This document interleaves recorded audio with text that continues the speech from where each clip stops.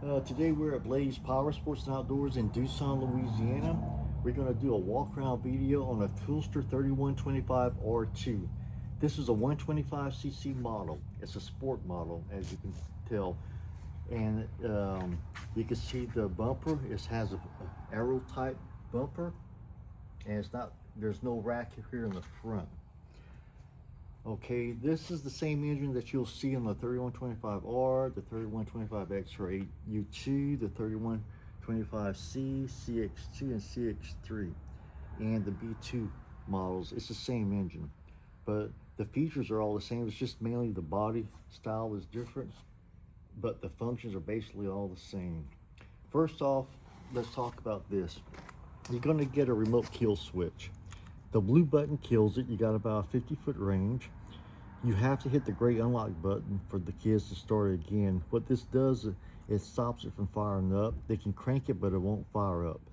And you're going to get 2 keys with it. You keep 1 key on with the remote, and you give them a key in case you lose it. You can make a copy at the hardware store.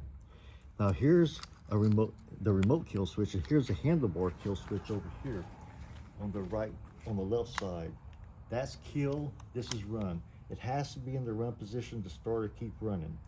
If you use this kill switch or this one, make sure you turn off the key because it will drain the battery because of these lights here. The neutral light and the reverse light indicators are still on.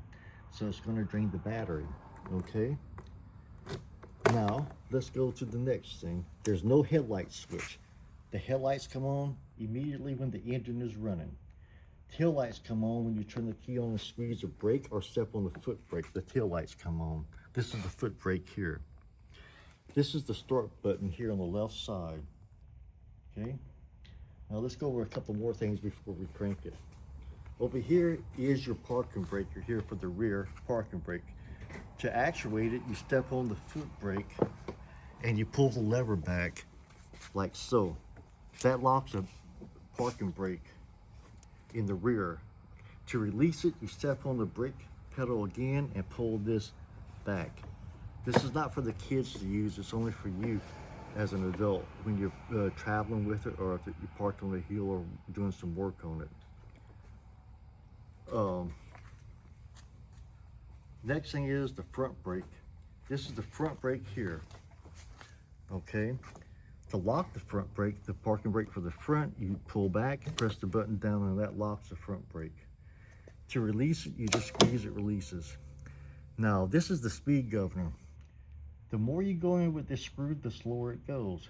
But this is a number 8 nut here, so you'll need a number 8 wrench. You loosen up the nut before you either adjust the in or out, and then you tighten up the nut when you're through.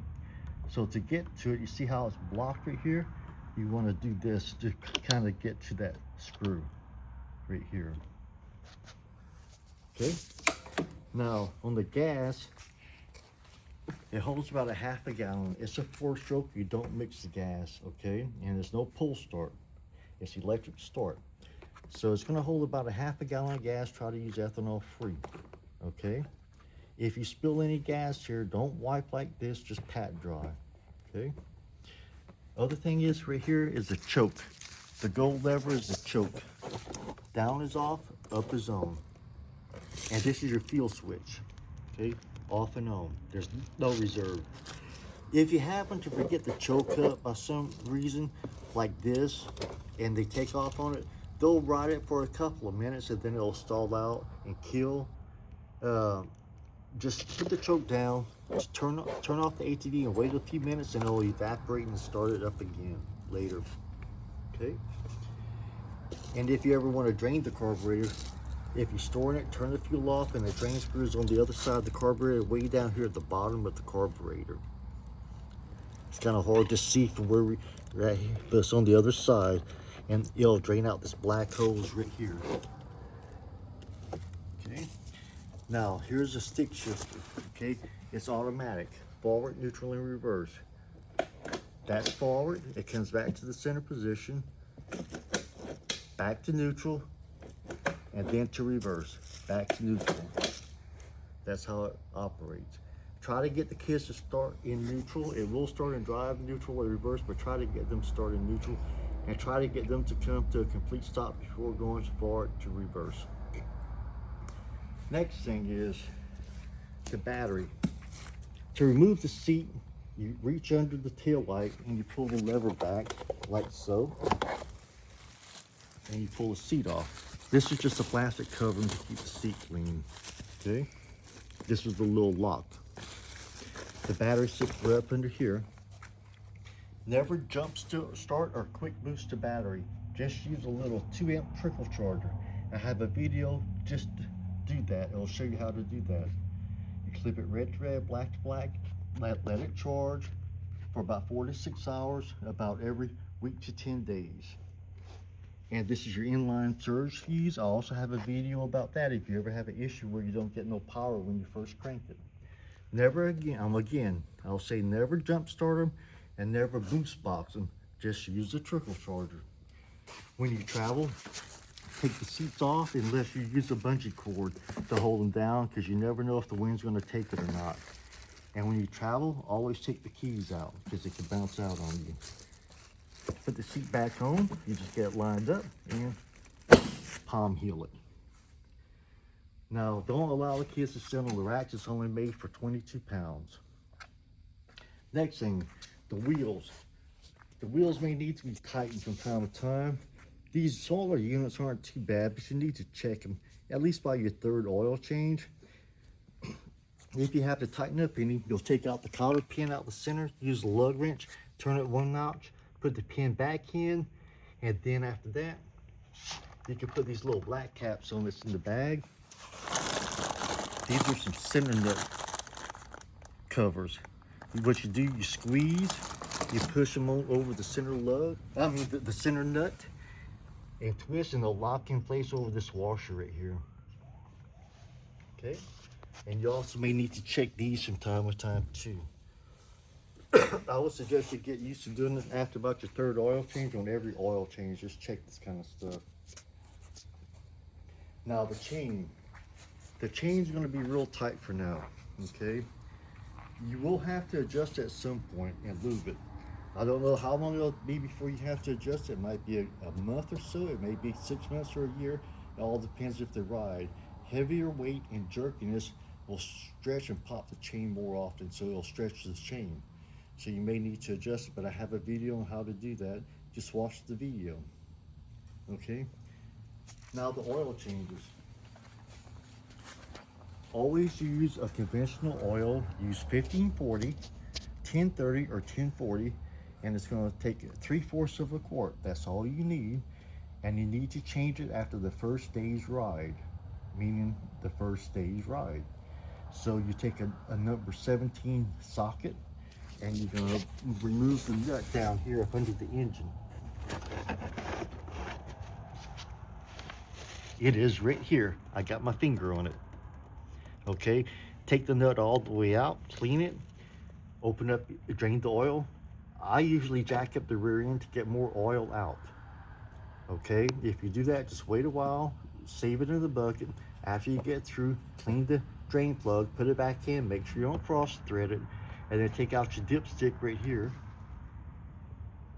Take the dipstick all the way out, and then put your 3/4 of a quart of oil. That's all you need, and put the dipstick all the way back in. You need to change it after that first day's ride, then the next 8 hours of riding time, then 16 and 25 to 30 hours thereafter. Now, when you check this oil in the future, if you do like I'm telling you, a 3/4 of a quart, you'll be perfect. Okay, 3/4 of a quart will put you exactly right there. That's where the full mark is at this little ring. When you check the oil, you screw it all the way down to check it. And this O-ring, it needs to be pushed back to the back here. If it's right here, it'll get in the way of you trying to screw it back in. Okay? So I have a video on how to do the oil as well. Now, a couple more things you need to check after about your third or fourth oil change. Check your head nuts here and the exhaust nuts. Only do it when the engine is cold, it hasn't been warm or hot, just very cold. Take a number 10 wrench and just snug them all gently. These 4 and these 2 down here.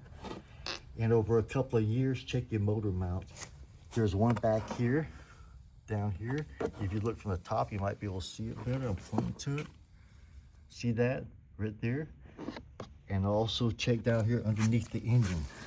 To have 4 down here, up underneath the engine.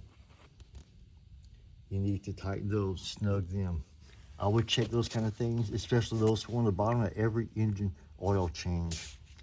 Check the handlebars, make sure they're tight, they're not loose. Check your wheels, check your racks, check your footrests. And make sure you check your brakes back here too, in the back. Check these bolts here. This is an Allen right here, and an Allen here, and an Allen back here. Just snug all of them because the brakes are hooked up to the hub right here, and they get loose, they vibrate at times, and it does squeeze. So between the squeeze and the pumping action and the vibration, sometimes they'll loosen up, so you need to check them. Now in the kit you get some reflectors. You could put, they got red, yellow, and white reflectors. The red goes in the back, the white in the front, and the yellow on the sides. Okay, here's the place to put the red reflector, and in the front you get places for the, right here on the side, right here. Put some right here. Or like right here, you've got different options where you want to put them. This one already has a reflector in the front, okay? So right here on, and there also has some built in here, okay? Right here. But for the rear, you can put the yellow ones here. Okay. Now we're gonna crank it up so you can get to hear it. Now this is a cold crank. I'm not gonna choke it just to see what happens. I turn the key on, it's in neutral, I see the green light. I'm gonna step on the foot brake instead of using the hand brake. I'm gonna hit the start button. Start right up.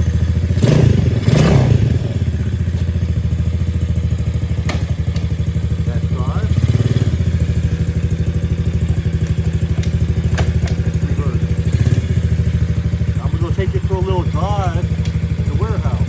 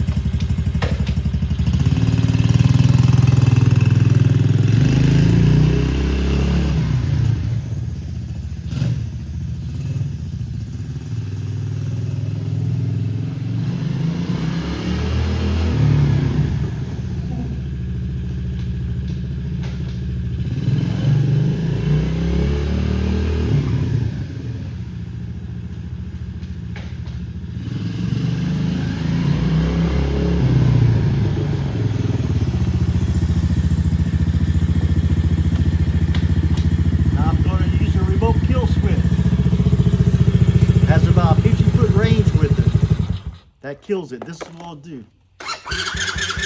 Won't start until you hit the gray unlock button. Now I'm going to use this. Same thing. I just killed it. You see the lights? That's why you need to really turn off the key if you use these kill switches, because it will drain the battery over a course of a couple of days. Well, that's the conclusion of the video. Hope all of you have enjoyed it. Should you want to check these out in person, feel free to stop by Blaze Power Sports in Tucson, Louisiana. We got them in multiple colors, blue and white, gray and green, and black and green on this particular model. It's a relatively new model with the LED lights and all. Have a nice day.